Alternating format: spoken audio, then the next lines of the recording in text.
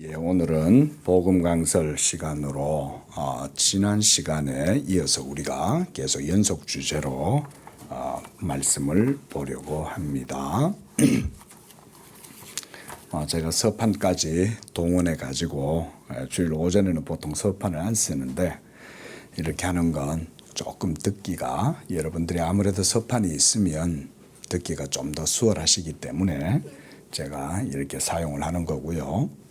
자, 우리가 지금 하고 있는 주된 내용은 뭐냐면 믿음이 제일 중요하다. 그 얘기를 제가 이제 하려고 그러는 거예요.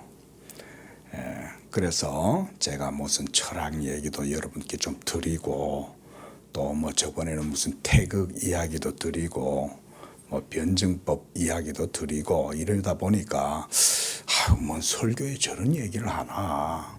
그냥 오늘도 복 주시고 하나님의 은혜와 사랑으로 우리에게 함께 하시고 우리 살아가는 이야기 좀 해주시지.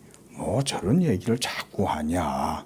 이제 이렇게 여러분들이 혹여 생각이 드실 수도 있는지 모르겠지만 여러분 그렇게 삶을 살아도 아무리 하나님의 사랑과 은혜와 축복과 능력과 뭐 이런 얘기를 아무리 해줘도 여러분들이 믿음이 온전하지 못하면 그런 것들을 누릴 수 없습니다. 그릇이 없는데 거기다가 뭘 주겠어요, 그렇죠? 그릇이 있어야 그 그릇에다 뭔가 담아주잖아요. 하물며 길거리에서 빌어먹는 사람들조차도 그릇을 준비해 가지고 동양 적선을 구하잖아요. 동양 좀 주셔 이러면서 그릇을 하잖아요. 그러니까 우리가 이 믿음을 알지 못하면 결국은 진리를 온전히 누릴 수가 없습니다. 그런데 목사가 되고 성도들과 함께 하나님의 말씀 진리에 대해서 나누고 해보니까 믿음에 대한 오해들이 너무나 많더라는 거예요.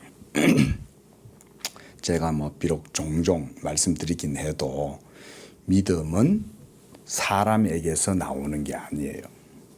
이거를 아무리 얘기해도 사람들이 별로 이해를 잘 못해요. 뭐 그냥 내가 믿으니 믿는 거지.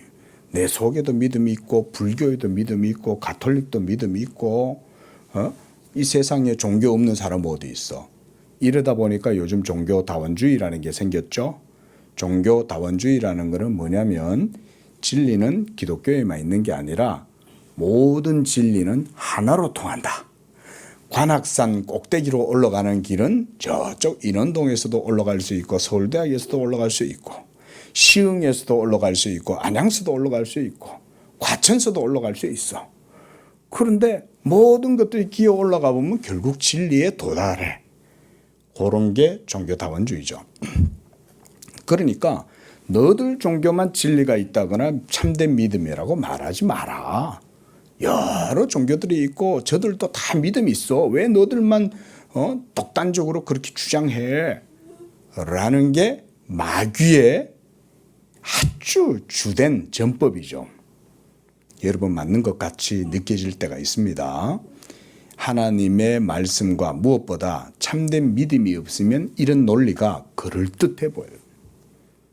그리고 그 논법 뒤에는 야, 너도 얼마든지 진리에 도달할 수 있는 능력이 있어. 요게 이제 전제돼 있죠. 그죠? 진리에 도달할 수 있는 능력은 모든 사람 가운데 있다는 말이 전제돼 있잖아요. 그리고 무엇보다 네가 의롭다는 거죠. 네가 의롭기 때문에 너는 진리에 도달할 수 있어. 이거를 마귀가 기본적으로 깔고 있는 거잖아요. 그리고 진리에 도달한다는 말은 다르게 바꿔보면 뭔 말인지 아세요? 하나님이 된다는 말이 됩니다. 그러니까 진리에 도달한다는 개념은 기독교적 개념은 그런 게 아니에요. 우리는 하나님이 안 돼요. 그죠? 진리에 도달했을 때는 거기서 딱 참된 진리를 경험하면 우리는 하나님은 하나님이시고 나는 하나님의 피조물이야. 그래서 나는 내 자리에서 하나님을 섬기고 예배하고 그렇게 하는 것이 내 의무고 본분이지만 하나님은 내 예배와 경배를 받으시고 찬양 받으실 분이야. 이거를 깨닫는 사람이 진짜 진리에 도달한 사람이에요. 근데 세상에서 말하는 진리에 도달한다는 개념은 그게 아니에요. 내가 기어 올라가서 신의 영역에까지 기어 올라가서 내가 신이 되는 게 그게 여러분 진리에 도달한다는 말이에요. 해탈이라는 것도 다름 아닙니다. 내가 부처가 되는 게 해탈이에요. 내가 신이 되는 거예요. 여러분 가능하겠어요? 근데 그게 마귀의 논법이죠. 마귀는 너희가 신이 될 수 있어 그거죠. 오늘 본문 말씀에서 마귀가 인류의 첫 조상인 아담과 하와를 세워놓고 지금 꼬드기고 있는데 그 주된 내용이 뭐냐면 너희가 하나님과 같이 되는 거야 라고 이렇게 지금 꼬드기고 있는 거예요. 오늘 말씀을 보세요. 자, 5절에 보면 너희가 그것을 먹는 날에는 너희 눈이 밝아져. 어떻게 돼요? 하나님과 같이 돼요. 이렇게. 너희도 하나님처럼 된다는 거예요. 그렇게 해서 선과 악을 판단하게 될 거야. 자, 우리 지난 시간에 선과 악의 판단자는 인간이 될 수 없고 오직 하나님만이 선과 악의 판단자라 그랬죠.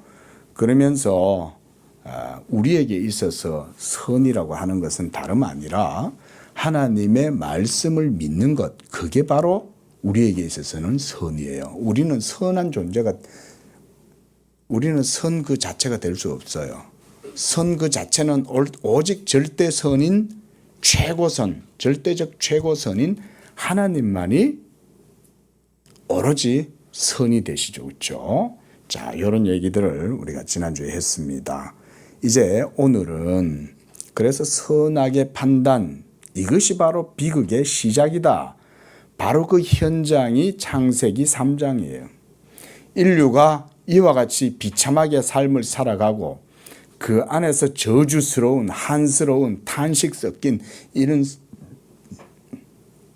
삶을 살아갈 수밖에 없게 된 배경은 바로 이 창세기 3장에서부터 시작이 됩니다. 그런데 보통 이 창세기 3장을 대부분 다 그냥 빨리 지나가요. 그런데 여러분 정말 기독교 신앙에 대해서 깊이 있게 이해하고 그것이 뭔지를 알려면 창세기 3장 속에 깊이 좀 들어가 볼 필요가 있습니다. 자, 그래서 제가 오늘 제목도 뭐라고 해놨어요? 선악의 판단이 비극의 시작이라는 거예요. 우리가 생각할 땐 선과 악을 판단하는 거 그거 얼마나 좋은 거야. 선을 선하다고 하고 악을 악하다고 하고 판단하는 거 그게 뭐가 그리 문제일까라고 생각되겠지만 하나님을 중심으로 해서 생각해 보면 이게 얘기가 전혀 틀려져요. 뭔 말이냐면 주객이 전도되는 거예요.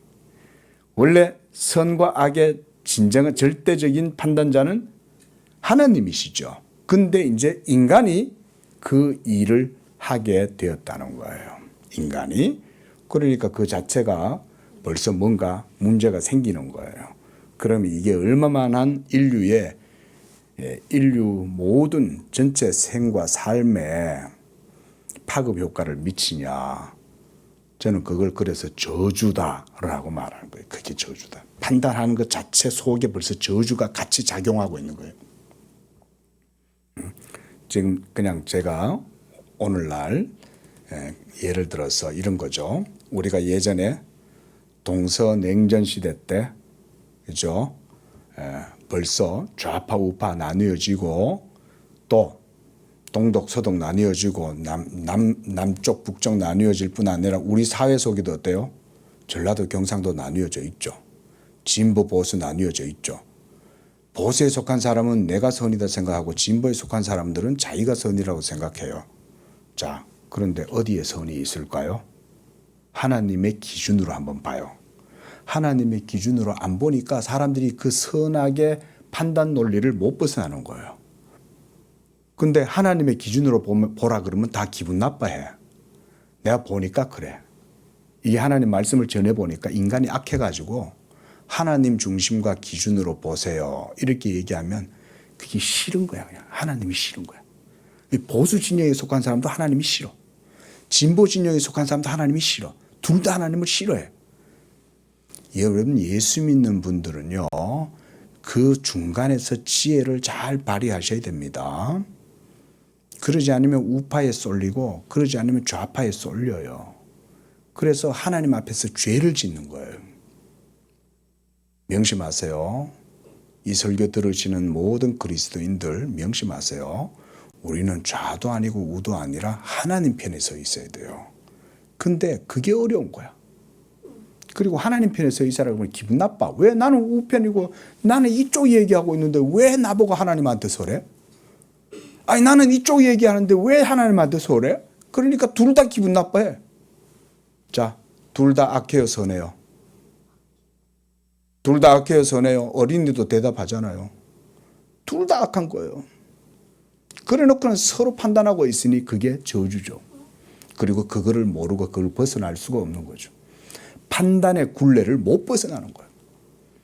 제가 보니까 성경을 통해서 세상을 보니까 그게 인생들이 미련하게 그렇게 살아가고 있는 거예요. 지금 인터넷 속에도 마찬가지예요. 페이스북 안에도 마찬가지예요. 예? 무슨 뭐 한강이라는 아주 우리나라 여류 작가께서 노벨상을 문학상을 수상했다. 막 어마어마한 문학 거장들이나 받는 그런 반열에 우리나라 여류 작가가 노벨 문학상을 받았구나. 그래서 막 한편으로는 막 와 하는데 또 한편으로 또 이러고 있는 거예요. 보세요. 여러분 이런 게 안 보이세요? 제가 말씀드렸죠. 지난주에. 뭔가 하나가 딱 서면 안 서면 아무 문제 없어. 보세요. 자, 이게 이제 한강시라고 칩시다. 자, 이 한강시가 그냥 우리나라에서는 좀 알고 뭐 부커상도 받고 이러면서 나름대로 좀 유명했다 쳐요. 그래도 사람들이 아무 반응이 없었어. 근데 보세요. 자, 노벨상이라고 하는 아주 명예 있는 가치 있는 상을 받게 되니까 논제가 딱 선 거예요. 그러니까 즉시로 뭐가 생겨요?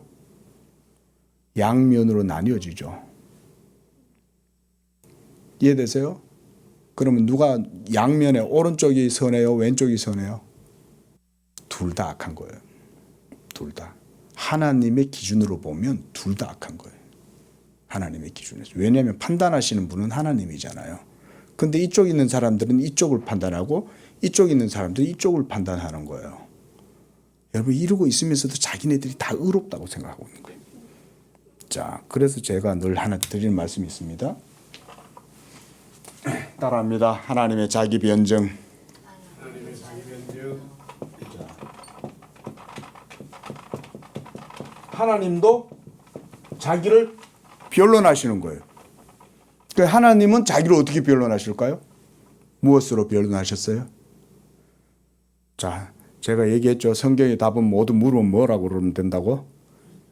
예수 그리스도다 그랬잖아요. 성경의 모든 답은 예수 그리스도예요. 왜냐하면 하나님이 그걸로 말씀하셨거든요. 하나님이 자기를 드러내실 때도 예수로 말미암아 드러내셨고 자기의 의로움을 변증하실 때도 예수 그리스도를 통해서 변증하시는 거예요. 그래서 우리가 지지난 시간에 뭐라고 얘기했어요? 오직 하나님께는 뭐만 돼요? 예만 되죠. 그 예가 누구예요? 예수 그리스도시죠. 예수 그리스도는 하나님의 예가 되시는 거예요. 그래서 예수 그리스도를 믿을 때만 우리는 하나님 앞에 예가 될 수 있어요. 예수를 안 믿으면 우리는 예가 될 수 없어요. 우리는 모두가 다 하나님께 정죄를 당하고 하나님이 아니야 라고 얘기하면 지옥 가는 거예요. 뭐 예와 아니오가 같이 뭉쳐져 가지고 뭔가 새로운 게 나오고 이런 게 없어요.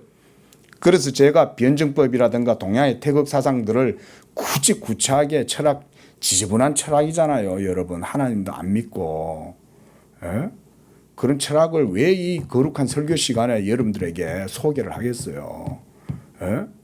여러분들의 논리 속에 들어있는 판단 의식은 전부 다 그런 식인 거예요. 변증법적으로 이루어져 있든지 무슨 태극이 무슨 도인 것처럼 그렇게 생각하지만 그런 게 아니다는 거예요. 믿음은 그런 것 속에서 발견할 수 없어요. 믿음은 예수 그리스도를 믿는 믿음에서만 발견돼요. 그래서 하나님이 인간들이 서로 내가 옳다 지가 옳다 이러면서 서로 막 대립각을 세우고 갈등하고 지금도 저 이슬람하고 이스라엘하고 보세요. 예? 이란하고 이스라엘이 붙어가지고 막 저러면서 이스라엘은 또 사우디아라비아하고 그 밑에 이집트하고 자기 편으로 싹 끌어들여가지고 막 그러고 있고 그러면서 악의 축이라 그러잖아요. 상대방을. 그죠? 자, 이스라엘이 선해요? 이란이 선해요?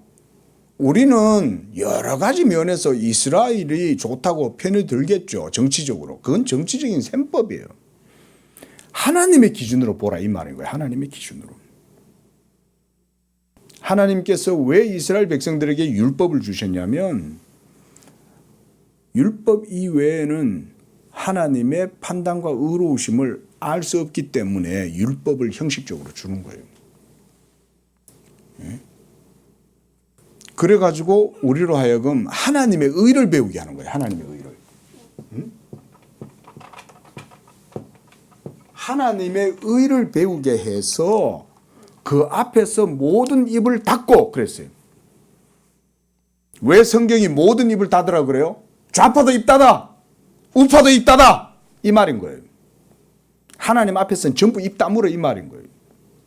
근데 예수를 믿는다고 하는 사람들조차도 입을 안 다물어.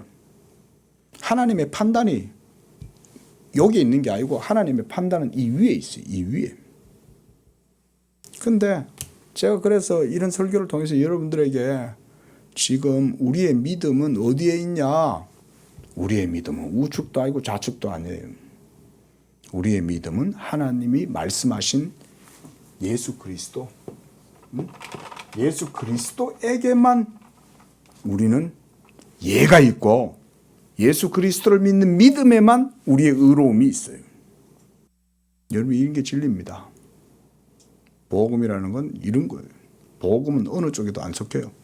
복음은 이미 이 세상은 죽었다라고 선언해요.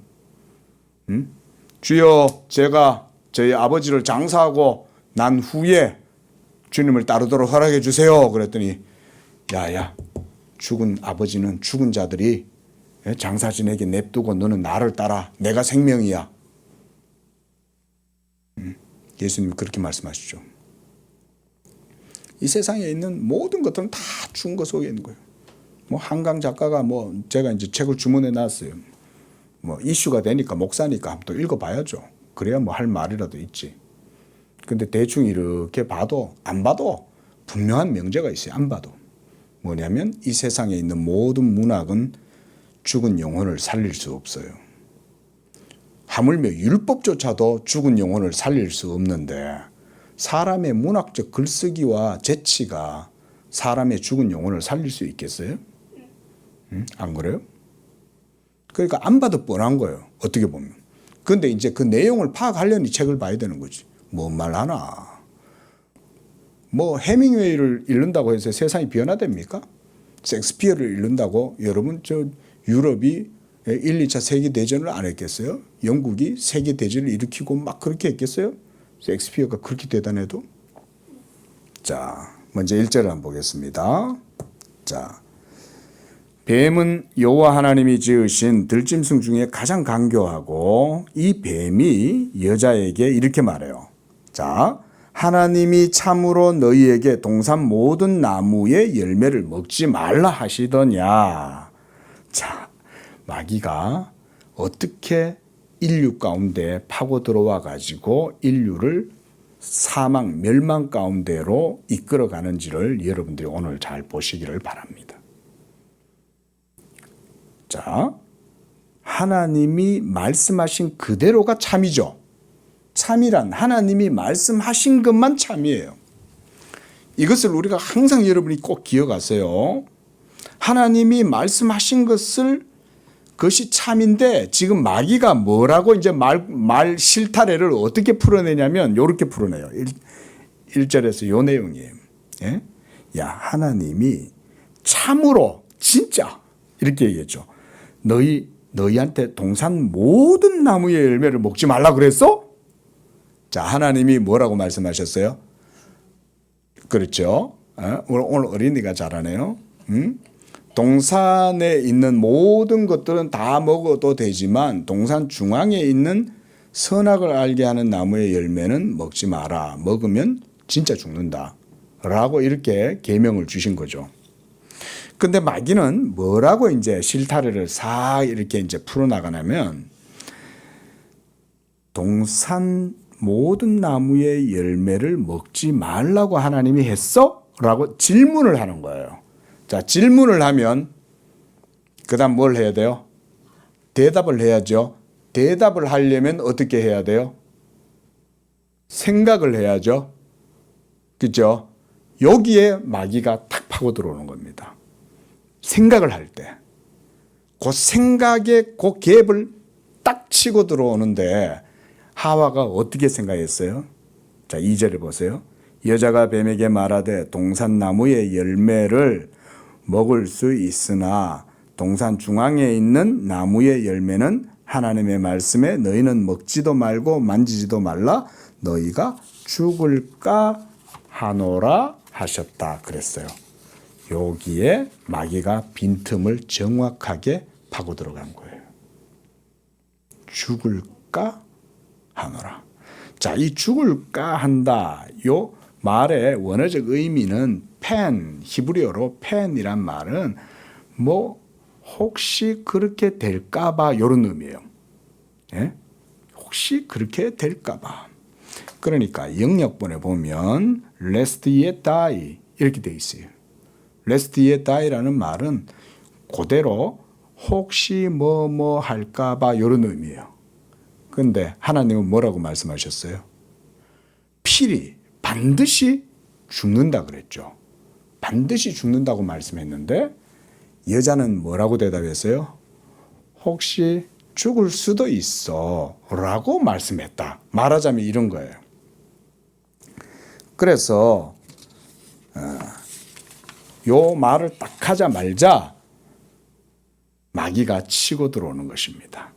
대답을 할 때 하나님이 말씀하신 그대로 대답을 하면 좋은데 하나님의 말씀하신 그대로 대답하지 않고 자기 식대로 이해를 한 거예요. 이런 데서 이제 해석의 오류가 문제를 일으키는 겁니다.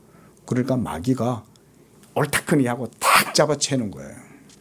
응? 아하, 잘 걸렸어. 이러면서 탁 잡아치는 거예요. 자, 지금 마귀가 이렇게 딱 질문을 던졌을 때 하와에게 필요한 게 뭔지 아세요? 바로 하나님의 말씀에 대한 믿음이 필요한 겁니다. 그때. 그런데 마귀는 이런 하와의 믿음의 노점이 허점, 이 허점이 노출되는 것을 탁 잡은 거예요. 그래서 어설프게 이해하고 있는 점을 잡고서 이제 꼬투리를 잡는 거죠. 그래서 마귀가 이렇게 말해요. 4절 보세요. 뱀이 여자에게 이르되 너희가 결코 죽지 아니하리라. 예? 자, 여러분 마술할 때 있잖아요. 저는 이 부분 볼 때마다 그 마술사들의 그게 보여요. 자, 지금 여기 펜인데 마술사들은 싹 하면 뭐가 나와요? 예? 이렇게 하면 장미가 휙 튀어나오는 거예요. 이 부분이 바로 이 부분이에요.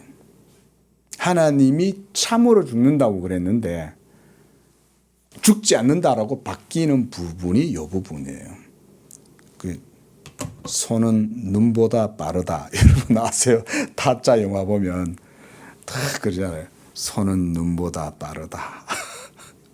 눈으로 아무리 보고 있어도 언제 바뀌는지 모르는 거예요. 마귀가 이렇게 지금 거짓말 치고 있는 거예요. 마귀는 희대 사기꾼이에요. 인류, 우주의 사기꾼. 그래서 예수님도 마귀는 거짓말의 압이다 이렇게 얘기하죠. 거짓의 압이다. 그러니까 반드시 죽는다고 말씀하셨는데 죽을까 하노라 이렇게 이 하와가 이해를 하고 있으니까 이 강교한 마귀가 오늘 본문에 보면 1절에 보면 가장 뱀이 강교하다 그랬거든요. 그러니까 이 가장 강교한 뱀을 딱 한마디로 마귀가 이 빙의를 하는 거예요. 마귀가 이 뱀 속으로 들어가 가지고 이 뱀의 강교하고 사특한 그런 기질을 쓰는 거예요. 그렇게 해서 과감하게 하와를 탁 치면서 뭐라 그러냐? 야, 하나님이 그렇게 얘기한 거 그거 거짓말이야. 이렇게 얘기한 거예요. 예? 그거 아니야. 예? 너희가 결코 죽지 않아. 이렇게 얘기하신 거예요. 그리고 자기의 거짓말과 논리를 그때 싹 장미로 바꾸는 거예요. 요거를 싹. 예, 제가 이럴 때 좀 마술 그런 것도 하나 좀 배워 놓을 걸 그랬네. 자, 마귀는요. 근데 그렇게만 하고 끝나지 않았습니다. 확인 사살을 하는 거예요. 그러니까 자기가 결코 죽지 아니하리라라고 했던 이 거짓말에 대한 확증을 더 강화시키는 거예요. 강화. 그래서 5절 한번 보시겠어요? 너희가 그것을 먹는 날에는 죽지 않는 정도가 아니고 너희 눈이 밝아져. 이렇게 얘기했어요. 그리고 하나님과 같이 되어 선악을 알게 될 줄을 하나님이 아시는 거야. 자, 여기서 사탄이 뭐라 그랬어요? 그것을 먹는 날에는 그랬어요. 그러니까 이 말은 뭔 말이냐면 이런 얘기예요. 지금까지 너희가 그 선악과를 안 먹어봐서 너희가 그 열매의 효력과 맛을 아직 잘 모르는 것 같은데 이제 그거 너희가 먹게 되면 그때로부터 이런 말이에요. 너희가 먹는 날에는 그 말이에요. 그러니까 이게 일종의 지금 화수를 통해서 트릭을 쓰고 있는 거예요. 마귀가. 그래서 말하자면 너희가 그걸 지금까지 안 먹어봤으면 모르는 거야. 너희들 이제 이거 한번 먹어봐봐. 그러면 너희 눈이 열리고 하나님과 같이 뭘 알게 된다는 거예요. 선과 악을 판단할 수 있는 능력이 너희한테 생겨. 그거 먹으면 생겨. 얘기하는 거죠. 여러분 특히 어르신들 많이 그러던데 약쟁이들한테 끌려가가지고 사기 많이 당하시잖아요. 그렇죠? 그래가지고 집에 자녀들이 그거 뒤처리하느라고 가가지고는 막 결제를 해가 왔는데 막 한 100만 원 넘게 막 해가지고 몇 백만 원짜리를 막 약을 먹으면 산다고 하니까 예? 노인들 앉혀놓고는 사기꾼들이 얼마나 바람꾼들 동원해가지고 막 어르고 달래고 해가지고는 예? 마귀가 지금 똑같이 거짓하고 있는 거예요. 이거 먹으면 너희 눈이 열려. 그래서 너희가 하나님 같이 되는데 하나님이 그거 못하게 하려고 그러는 거야. 예. 자, 보세요. 여기서 마귀는 선악을 알게 되는 것을 하나님과 같이 된다는 것과 동일한 의미로 이해를 하고 있어요. 하나님은 선과 악을 판단하시는데 너희도 이 실과를 먹게 되면 선과 악을 판단하게 돼. 자, 여기서요. 우리가 이 부분에서 우리가 잠시 요 지금 스트리머를 잠깐 딱 정지를 시켜놓고요. 우리가 이 상황을 3D로 한번 이렇게 여러분 객관적으로 한번 봅시다. 예?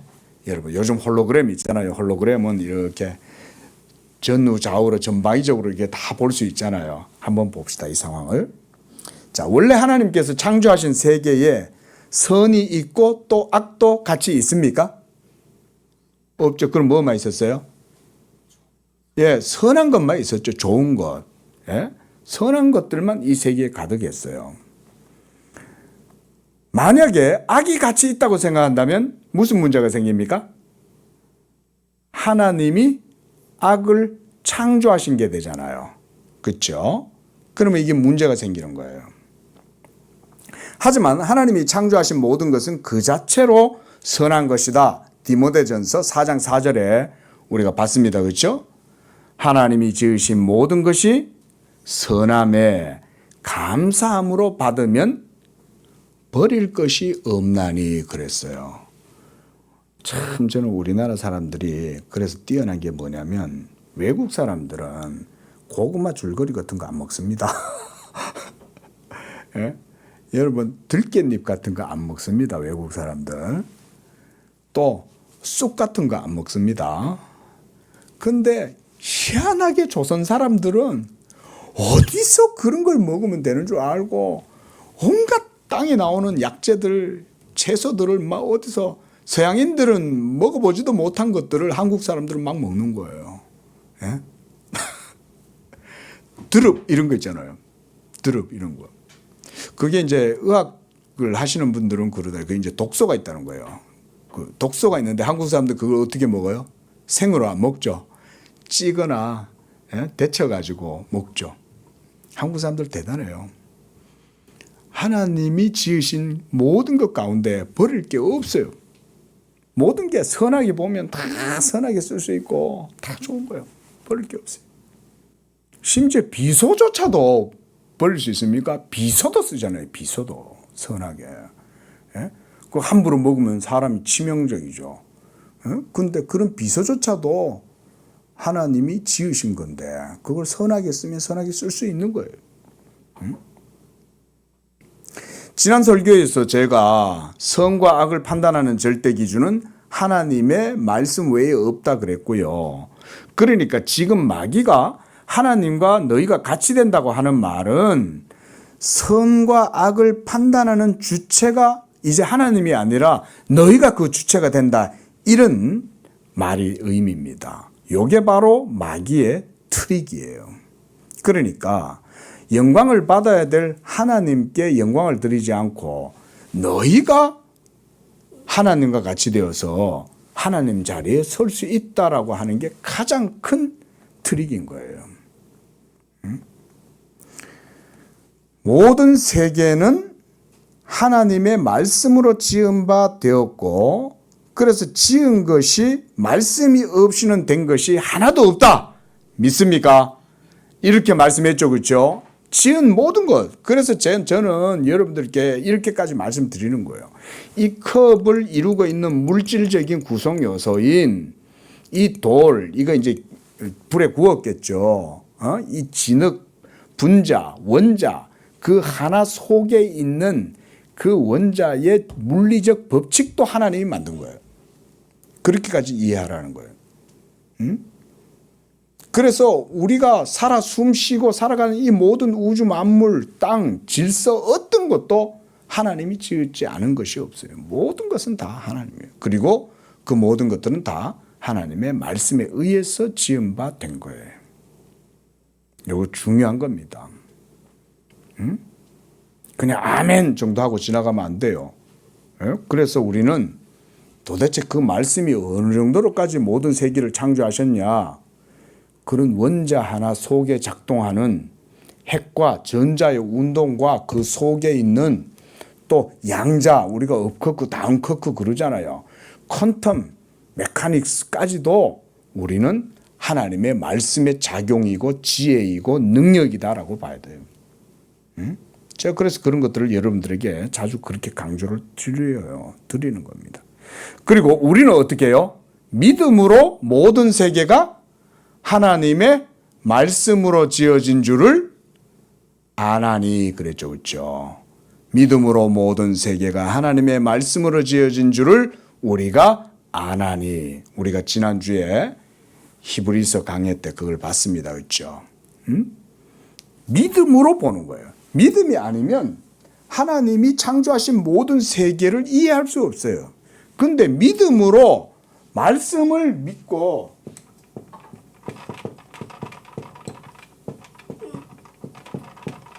이 말씀을 믿으면 참된 이해와 참된 지식에 도달하게 되는 거예요.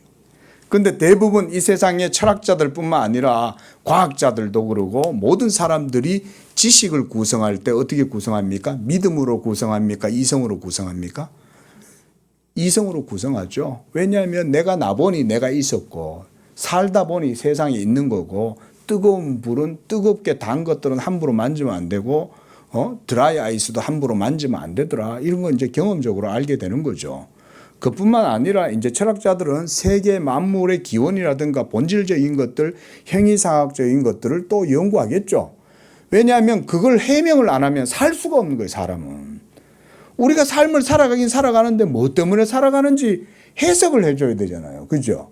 그러니까 이 글쟁이들은 이제 그런 걸 하는 거예요. 글쟁이들이. 예? 그래가지고 설명을 해주는 거죠. 근데 설명을 하는데 설명의 방식이 필요하겠죠. 뭘로 설명한다 그랬어요, 방금? 이성으로 생각한다 그랬죠, 그렇죠? 그래서 이성에서 나온 게 이성의 논리가 바로 서양에서는 변증법적 논리, 물론 이 변증법 말고도 다른 논리들도 많이 있습니다. 제가 좀 이따 다른 얘기도 좀 하겠지만 변증법이 있고, 동양에서는 대표적으로 우리가 태극도다 이렇게 얘기 드렸어요. 그렇죠? 태극이다. 보편적으로 보면 둘 다 같은 거예요. 단어가 다르고 이해 방식이 좀 달라 그렇지, 보편적으로는 둘 다 여는 음이 있고 양이 있고 여는 정이 있고 반이 있잖아요. 응? 이런 식으로 이해하는 거죠. 이성의 논리로 보는 거예요. 결국 세계를. 또 다른 논리들도 많이 있어요. 변증법뿐만 아니라 여러 또 다른 뭐 에피쿠로스 학파도 있고 스토아 학파도 있고 그 외에 또 필론주의라는 것도 있습니다. 필로니즘이라고 하는 그런 것도 해주의자들이죠. 그 별의별 논리들이 다 있지만 결과적으로는 다 이성의 논리예요. 네? 우리가 합리 서양 근대 철학이 들어와서 합리주의, 경험주의, 여러분 이런 건 뭐 철학을 몰라도 다 들어보셨죠, 그렇죠? 이성론자들의 주장에 경험론자들은 그걸 또 반대하는 거예요. 거기도 그래 따지면 정과 반이잖아요. 이성이 정이다면 경험주의자들은 반이죠. 서로 대척점을 찾는 거예요. 그러잖아요. 자, 그 얘기예요. 자, 보세요. 하나의 논리가 서면 어떻게 된다 그랬어요? 반드시 양면이 동시에 등장합니다. 동전의 양면이 반드시 존재해요. 근데 동전이 안 서면 어때요? 아무것도 없어요. 한강이라는 여류 작가께서 노벨상을 수상하기 전에 뭐 하고 있었냐면 그분이 자녀하고 아들하고 밥을 먹고 있었대요. 그때까지만 해도 이분은 이렇게 딱 안 썼어요. 근데 노벨 문학상을 딱 발표가 되면서 한강, 한국의 대한민국의 한강 이러면서 딱 노벨 문학상 발표가 되니까 갑자기 이게 딱 섰잖아요. 이게 딱 서니까 양편이 생기는 거예요, 동시에. 그래서 옳다, 틀렸다, 맞다, 좋다 이게 막 판단이 서는 거예요.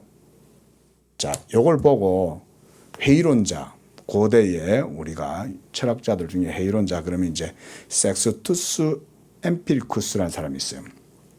근데 이 사람이 가만히 보니까 물론 이제 피론이라는 사람이 있었습니다. 피론. 이 피론이라는 철학자가 고대 헬락 철학자들이 엄청난 이제 지적인 혁명들이 많이 일어났잖아요. 헬레니즘 문화 아래에서. 그 플라톤과 소크라테스와 뭐 우리가 아는 별의별 이제 헬라 철학자들이 많이 있었단 말이에요. 그 말은 뭔 말이냐면 당시 헬레니즘 문화 안에서 지성의 일종의 운동이 일어난 거예요.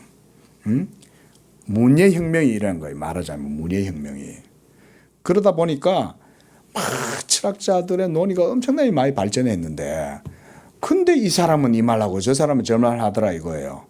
근데 피론이라는 사람이 가만히 보니까 누군가 하나의 독단적인 주장, 명제를 딱 세우니까 반드시 그 명제에 대해서 반대항이 있더라는 거예요. 반드시. 필연적입니다, 여러분. 이건 어떻게 보면. 우리가 그래서 제가 그런 말씀 드린 거예요. 여러분 컴퓨터는 어떻게 운영되는지 아세요? 어떻게 됩니까? 컴퓨터는 어떻게 작동해요? 컴퓨터 속에 뭐가 있어요? 예, 이진법. 어린이도 알잖아요. 저 봐요. 이진법으로 되는 거예요. 그런데 그거는 소프트웨어가 이진법으로 작동하는 거고 하드웨어는 어떻게 작동합니까? 반도체죠. 그죠? 반도체는 뭐예요? 도체인데 전기가 반 통했다 안 통했다. 그것도 그래 따지면 이진법이죠. 전기가 전달됐다 끊겼다가 이러면 전달되면 0이고 전달 안 되면 1이고 이런 식으로 계속 되는 거죠. 반도체도 그렇게 작동하는 겁니다, 여러분. 그뿐만 아니죠. 전기도 음극과 양극이 있죠. 그렇죠? 예? 음전하가 있고 양전하가 있고요. 핵 속에도 다운커크가 있고 업커크가 있고 그 두 개가 항상 다 이런 식이에요. 온 세상이. 그런데 정신세계도 마찬가지인 거예요. 여러분들이 정신도 마찬가지고 또 사회도 마찬가지인 거예요. 항상 이 두 같이 있어요. 그러면 진리는 어디 있겠어요? 진리는 여기는 다른 예를 들어서 플러스 마이너스라고 보고 여기도 뭐 플러스 마이너스죠. 음과 양이 있으니까 그렇죠. 이거는 뭐 정이라고 그러고 이건 반이라고 그래요. 여기는 양이고 여기는 음이라고 그래요. 예? 진리는 어디 있을까요? 여러분 여 중간에 있을까요? 진리가? 진리는 다른 거기 때문에 여 속에 없는 거예요. 진리는 뭐가 진리입니까? 그렇죠. 하나님의 말씀이 진리인 거예요. 근데 하나님의 말씀은 뭐예요? 우리에게 주어진 하나님의 말씀은 이 모든 날 마지막에 그렇죠. 예수님이 진리죠. 하나님이 예수님으로 우리에게 말씀하신 거예요. 예수님을 통해서 우리에게 말씀했다는 말은 예수님을 통해서 하나님이 뭘 하셨다는 거예요? 자기를 연정하셨다는 거예요. 너희들은 모두 나를 버리고 진리를 잃은 것 속에서 찾고 진보 진영이든 보수 진영이든 다 나를 싫어하지만 내 진리는 그 속에 있지 않아. 진보 진영 내 진리가 아니야. 보수 진영 내 진리 아니야. 응? 내 진리는 오직 예수 그리스도 거기에만 있어. 여러분 제가 이거 얘기 드리는 거예요. 우리 성도님들은 이거 아셔야 됩니다. 이걸 고백하셔야 됩니다. 응? 지금 뭐 한강 때문에 또 이슈가 떠오르니까 또 찬반이 나누어진 거예요. 그래서 내가 페북에 또 글을 하나 썼어요. 이것도 아니고 저것도 아닌데 그거 갖고 그걸 그러냐. 예수 믿는 거 외에는 아무것도 없다. 그런 얘기죠. 자, 본문을 좀 더 보겠습니다. 그래서 여러분 악이라고 하는 건 그럼 어디서 왔을까요? 여러분 악은 어디서 나왔을까요? 선도 없고 선과 악이 아니라 원래는 온 세상은 선밖에 없었는데 악은 어디서 왔을까요? 그렇죠. 마귀가 왔어요. 그럼 마귀는 어디서 왔을까요? 성경에서 이 마귀에 대해서 얘기해요, 안 해요? 성경에서는 마귀에 대해서 얘기를 합니다. 우리 이사야서 14장 한번 찾아볼까요? 12절부터 14절까지 우리 함께 찾아서 읽어보겠습니다. 자, 이사야 14장 12절 시작. 너 아침의 아들 계명성이여 어찌 그리 하늘에서 떨어졌으며 너 열국을 엎은 자여 어찌 그리 땅에 찍혔는고 네가 네 마음에 이르기를 내가 하늘에 올라 하나님의 뭇별 위에 내 자리를 높이리라. 내가 북극 지폐의 산 위에 앉으리라. 가장 높은 구름에 올라가 지극히 높은 이와 같아지리라 하는도다. 자, 마귀가 아담과 하와한테 와가지고 유혹했던 그 내용이 뭡니까? 너희의 눈이 밝아져서 하나님과 같아질 것이다. 이렇게 유혹을 하죠. 그래서 마귀가 똑같이 지가 먼저 그걸 했던 거예요. 지가 하나님과 같아지려고 하나님이 창조하신 아주 좋은 게 여기서 보면은 그 13절 보세요. 내가 하늘에 올라가 하나님의 뭇별이라 그랬잖아요. 이때 이 뭇별은 뭘 의미하냐면요. 하나님이 창조하신 천사들의 존재를 얘기하는 겁니다. 그냥 별이 아닙니다. 우주 공간적 의미에서의 어떤 행성, 항성 뭐 이런 얘기 아니에요. 여기에서 별은 하나님이 창조하신 가브리엘, 뭐 이런 이제 천사들을 얘기하는 겁니다. 그런데 그런 천사들보다 자기가 훨씬 더 올라가려고 그러는 거예요. 그런데 천사들 위에 올라가려니 그 다음에 누가 있어요? 하나님이 계시잖아요. 그래서 하나님과 같은 자리에 지가 올라가려고 지금 그러고 있는 거예요. 이게 바로 루시페르예요. 루시페르. 이게 바로 악마예요. 악마. 그래서 루시퍼가 여러분 루시퍼라는 말은 루시페르라는 말입니다. 룩스 빛을 낸다 이런 말입니다. 그래서 빛나는 별 이런 말이 계명성이에요. 그게 이제 이 70인역 이런 데서는 이제 라틴어에서는 이게 이제 루시퍼로 이렇게 이제 불려진 겁니다. 근데 그게 우리말에서는 지금 뭐라 그래요? 계명성이죠. 이 계명성을 우리 그냥 하는 말로 골드스타 아시죠? 여러분. 옛날에 우리 골드스타 금성 있잖아요. 아침에 새벽에 가장 빛나는 별 있지 않습니까? 그 계명성을 얘기하는 거예요. 가장 빛나는 별. 근데 그 별이 바로 그 별과 같은 존재가 루시퍼였다는 거예요. 그렇게 빛나는 존재였는데 이렇게 탁월한 영적 존재로서 루시퍼가 그 지위와 본분을 어기고 타락한 거예요. 그래서 우리 한 번 더 찾아보겠습니다. 이번 유다서로 한번 가보겠습니다. 유다서는 요한계시록 앞에 있습니다. 1장 6절. 자, 함께 보겠습니다. 시작. 또 자기 지위를 지키지 아니하고 자기 처소를 떠난 천사들을 큰 날의 심판까지 영원한 결박으로 흑암에 가두어 두셨다 그랬어요. 지금 마귀는 그럼 어디에 있다는 거예요? 흑암 가운데 지금 가두어져 있어요. 그곳이 어딜까요? 이 세상 공중 권세를 잡고 이 세상 가운데 지금 지가 한마디로 동네 깡패처럼 그러고 있는 거예요.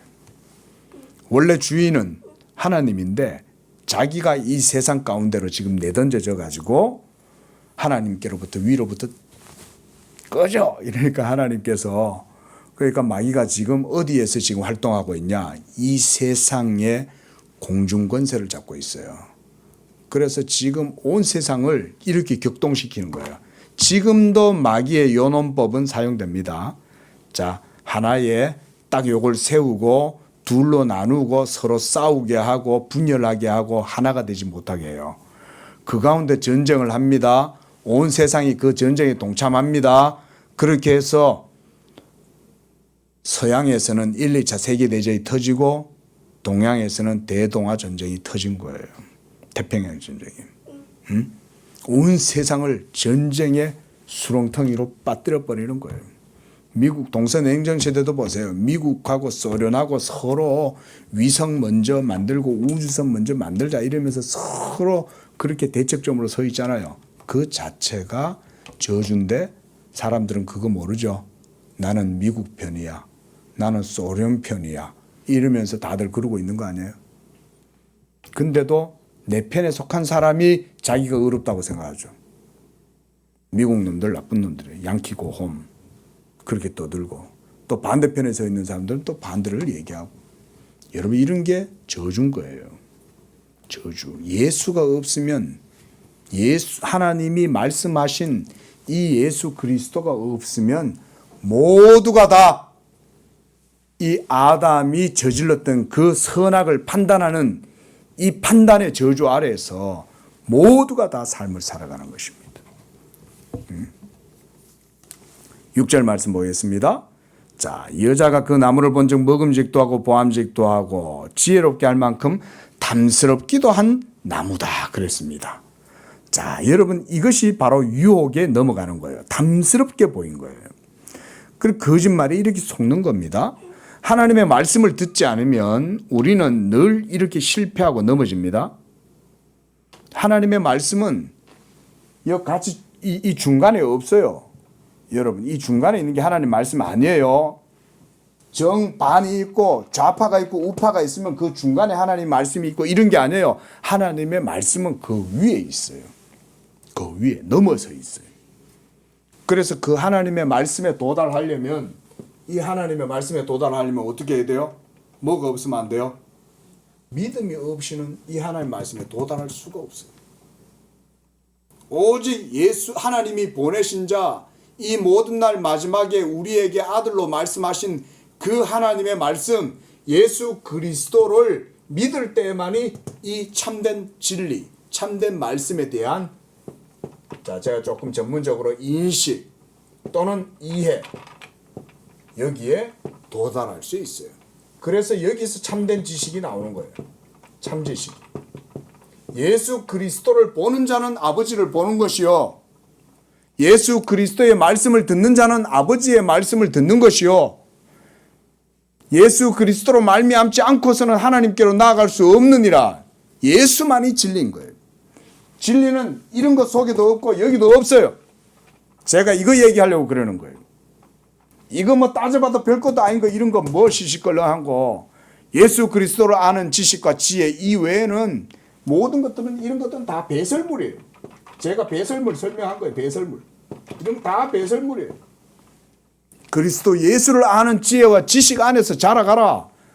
예? 그리스도 예수를 아는 지식이 가장 고상하다. 가장 고상하다는 말은 이거보다 뛰어나다는 말이 아니에요. 이거 위에 넘어서서 이거 전혀 틀려요. 예? 노벨 문학상을 타도 그 문학 작품이 사람들을 살리지 못합니다. 예? 그저 현실을 아주 차갑고 냉정하게 바라봤다 이 정도의 의미가 있는 거지. 예? 그거 갖고 막 우리 성도들은 그런 거 가지고 뭐라 그러지 마세요. 쓸데없는 소리예요. 예수 얘기 안 하면요 전부 다 배설물이에요. 배설물. 그래서 보세요.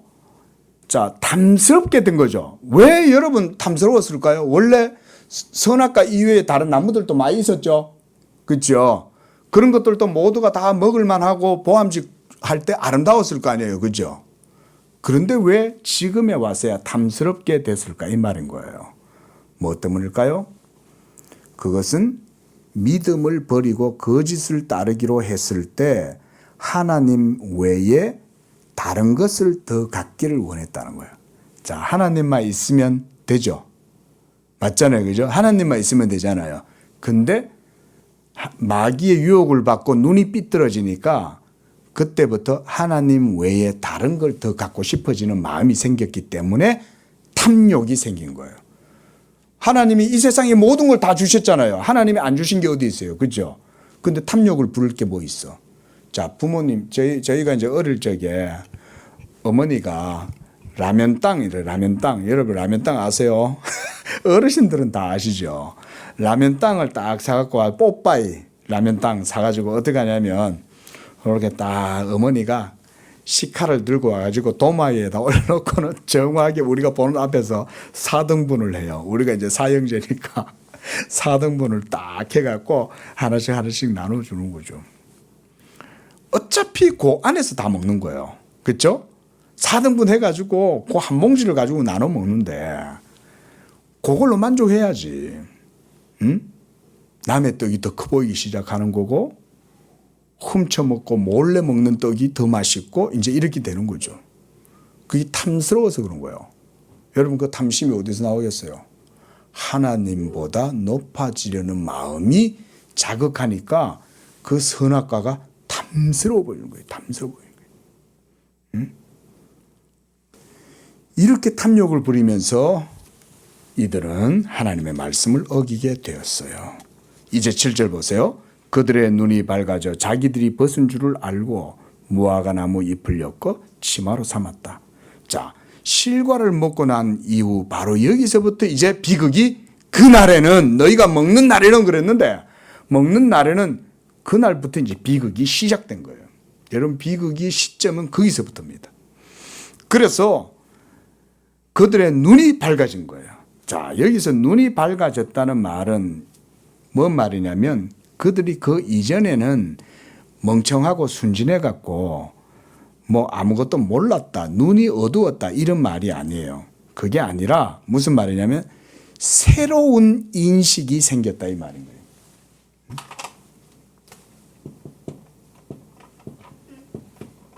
새로운 인식, 전에 없던 새로운 인식이 생긴 거예요. 이 인식이 어디서 나왔을까요? 믿음에서 나왔을까요? 여기서 나왔을까요? 여기서부터 새로운 인식이 작동하는 거예요. 그러니까 믿음의 인식과 이해가 사라지고 이성으로 말미암는 인식이 작동하기 시작하는 거예요. 왠지 아세요? 하나님과 관계가 뭐 됐기 때문에? 단절이 됐기 때문에. 정확한 표현이에요. 단절됐기 때문에, 끊어져 버렸기 때문에 더 이상 이 논리가 그들에게는 작동하지 않는 거예요. 그들의 논리는 이제 이걸로 시작되는 거예요. 이게 시작되자마자 뭐가 시작됩니까? 판단이 시작되는 거예요. 판단이. 응? 여러분 창세기 3장 속에 제가 그래서 엄청난 전체 인류를 아우르는 철학이 이 속에 있다 그랬잖아요. 예? 그래서 이 새로운 인식이란 뭐냐? 하나님을 믿는 믿음의 인식이 아니라 하나님의 말씀이 없어져 버린 거예요. 하나님 말씀 안 믿는 거예요. 이젠 더 이상 말씀은 대상이 아니야. 대상이 아니고 그럼 누가 대상일까요? 나 자신이 대상이 되는 거예요. 내 자신이 주체가 되는 거예요. 내 자신이. 그렇게 해서 이제 인류는 말씀 없이 이성의 기계적 작동과 가치 판단의 의식이 작동하게 된 겁니다. 그래서 이전에는 인류가 사물에 대해서 판단할 필요가 없었어요. 그죠? 맞잖아요. 하나님이 창조하신 모든 것을 다 하나님이 창조하셨는데 감사함으로 받으면 버릴 것이 없기 때문에 그럼 판단할 필요 없죠. 그죠?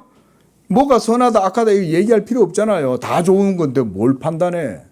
근데 판단하게 된 건 하나님을 떠나서 인간이 판단의 주체자가 됐기 때문에 그때부터 판단하기 시작하는 거예요.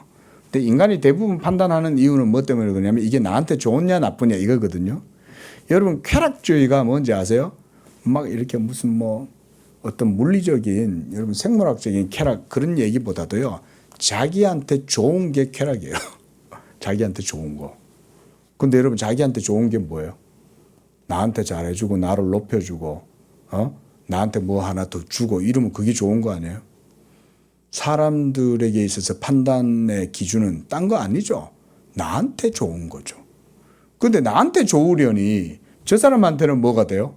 저 사람도 좋아야 되잖아요. 그죠? 아니 내가 높아지려고 하는데 저 사람은 안 높아지려고 하겠어요? 내가 높아지려고 하면 지도 기어 올라가고 지도 높아지려고 하지. 자 그러다가 이제 뭐가 생깁니까? 다툼이 생기는 거죠. 내가 잘났다, 네가 잘났다.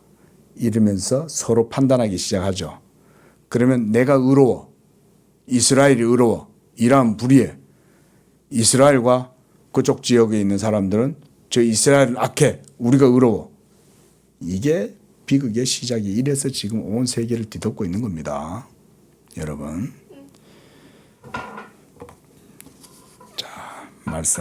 오늘 말씀을 요쯤에서 마무리를 하겠습니다.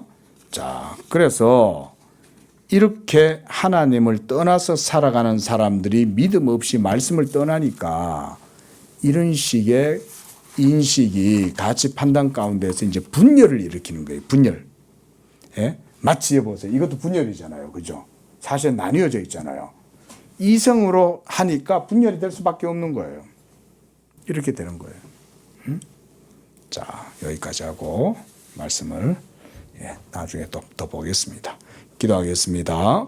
자비로우신 하나님 아버지, 오늘 이와 같이 복음 강설 주제를 통해서 우리가 하나님이 우리에게 말씀하신 자 예수 그리스도 외에는 우리에게 말씀하신 것이 없고 예수 그리스도를 믿는 믿음 외에는 아무것도 하나님 앞에서 의롭다함을 얻을 수 없다는 것을 우리가 이런 말씀들을 통해서 듣게 됩니다.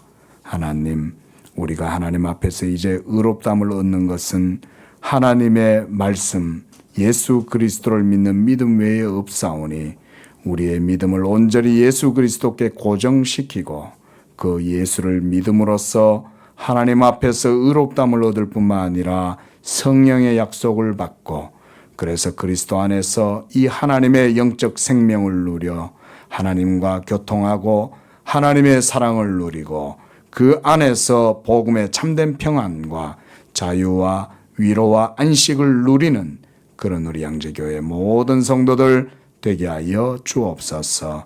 예수님의 이름으로 기도합니다. 아멘.